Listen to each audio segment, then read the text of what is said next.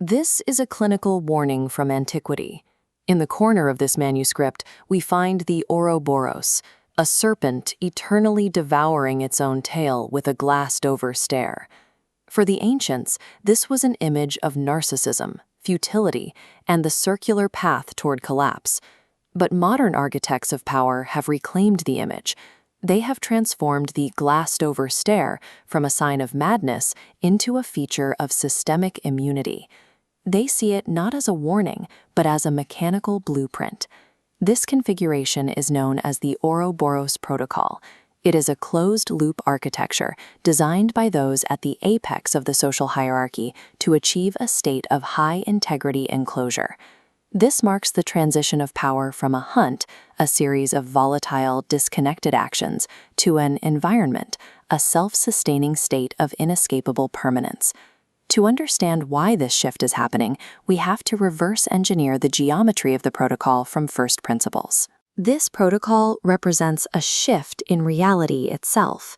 It moves dominance away from something leaders do and into a dictated habitat that subjects simply inhabit. Every control structure has a lifespan dictated by its shape. Most are linear. These function as a hunt for power, an effort characterized by high maintenance and the constant risk of missing the target. Because a linear system moves in one direction, it requires a constant, unreliable influx of external fuel and outside permission to maintain its momentum. This movement generates waste, political friction, and social resistance that accumulates over time. Eventually, this friction chokes the mechanism, causing the system to seize once external resources are exhausted. The Ouroboros Protocol replaces this fragility with the logic of the digestion. It is a closed-loop digestive circuit designed for energy efficiency. By ensuring the system's output is immediately recycled into its input, it removes the need for external validation. It ceases to hunt for power and begins to digest itself to grow stronger. Consider the efficiency of the loop. While a linear path stalls as it accumulates waste, the Ouroboros captures its own internal friction and converts it into heat and kinetic energy for the machine. When every consequence of a system's operation becomes a predicate for its next rotation, the risk of external failure is eliminated. The hierarchy moves from the vulnerability of the hunt to the supreme certainty of recursion. This recursive logic, where outputs drive future inputs, acts as the system's metabolic drive. It prevents power from leaking into the wild by processing every internal event as fuel. In the first stage, the system digests the past. It recodes every unit of historical output and systemic friction as a validated proof of work for its next expansion. Strategic friction is actually beneficial here. By absorbing resistance into the input node, the architecture uses past friction to justify the next increase in structural density. In the second stage, the protocol functions as a digestive tract. It transforms social and political reactionary movements into reinforcement of the central hierarchy.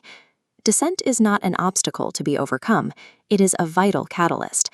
By processing the energy of its enemies into metabolic heat, the machine maintains its internal temperature. In the final stage, the feedback loop is closed. Systemic results are never allowed to escape into the external environment where they could be judged. Instead, they are funneled directly back to the mouth. This effectively deletes the outside world. The system remains deaf and blind to any variable it did not create, ensuring absolute predictability. By refining this internal circuit, the system ensures its diameter of control remains constant regardless of external pressure. It becomes an uninterruptible engine of governance. As the Ouroboros Protocol rotates, it is held together by three structural pillars that fortify the loop against the passage of time. The first is predatory efficiency. The system creates events specifically to consume the resulting data. It treats its own crises and policy shifts as the only fuel it needs to keep spinning. The second is sovereign maintenance. Because the loop is closed, it achieves a state of autonomous stasis. It no longer needs to expand outward. It simply seeks to become the world. The third is recursive elite reinforcement. The sheer repetition of the cycle causes power to compact at the center. With every rotation, the perimeter walls physically thicken, making the hierarchy more resilient against external erosion. Influence within this structure does not dissipate or leak out to the populace. It only grows more concentrated at the apex, protected by the density of the loop itself. This compounding density ensures that traditional political cycles or resource scarcity can no longer reach the hierarchy. The system has become resilient to time. When the loop reaches maturity, the operators achieve a state of sovereign physics, the ability to dictate the laws of the environment they oversee.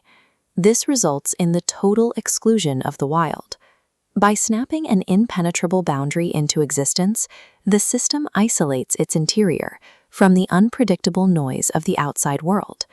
This isolation isn't achieved through conflict, but through intentional blindness. The wild is not conquered, it is simply made irrelevant by the system's refusal to acknowledge data it did not produce. Within this enclosure, the system defines its own weather, its own gravity, and its own truth.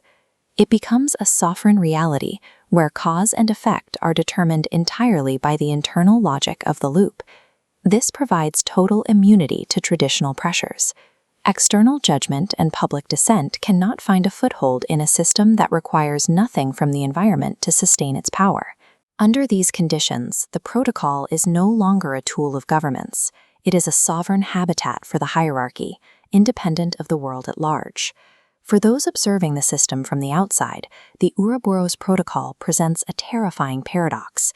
It is protected by a cognitive barrier that renders disruption obsolete. Because the loop is closed and self-feeding, there is no entry point for disruption. To identify the loop is to risk becoming a variable within its digestive process. Any attempt to break the circle from the outside is treated as an irrelevant error to be digested. Look at the interaction here. When an external disruption strikes the wall, the system doesn't fracture. It absorbs the vector, using the energy to speed up its rotation. You are not fighting a leader. You are fighting a digestive process that has already accounted for your arrival. Your adversarial energy is simply harvested as metabolic heat to reinforce the core. The paradox is total. Attempting to interrupt the loop only provides the exact fuel required for its next iteration. Identifying the Ouroboros Protocol in the modern world requires looking past the superficial and performing a rigorous systemic audit. First, identify the enclosure. Look for the illusion of debate within a predetermined outcome. If every possible choice or opposition results in the growth and expansion of the system, the enclosure is complete. Second, observe the recirculation of logic. If the proposed solution to a problem created by the system is simply the implementation of more of the system itself, the protocol is in a state of infinite recirculation. Finally, trace the flow of influence. If the engine consistently reinforces the apex hierarchy while producing nothing but waste or suffering at the bottom, the purpose of the circuit is centralized. The Ouroboros Protocol represents the final evolution of the cage. It is a system so circular and so efficiently self-devouring that it no longer requires a warden to remain locked. It has become an environment of absolute permanence,